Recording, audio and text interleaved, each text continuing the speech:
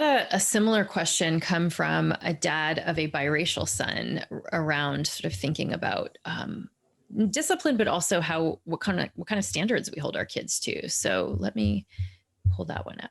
I find myself being overly firm with my son because I know from experience that he will be held to a different standard.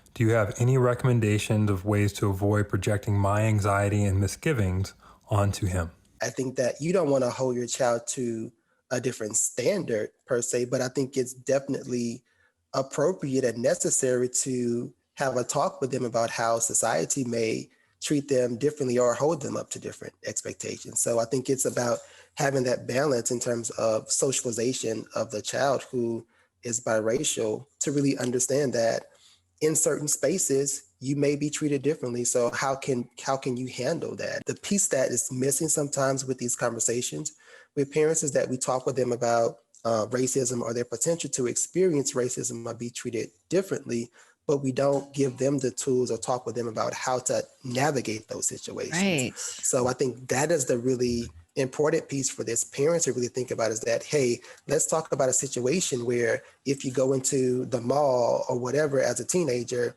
that you may be watched by the store clerk. Like, what should you do in that situation? So that may be something that's really helpful, as opposed to telling your kid, like, when we go out, I want you to do this behavior and really being strict. I want you to stay next to me, XYZ, which then may make the kid be more concerned and internalize some of these negative messages that society has about them based upon their skin color. So I think that's the piece to really consider, is that how do you teach your child how to navigate these potential situations that they may experience in their childhood, but also as they become an adult.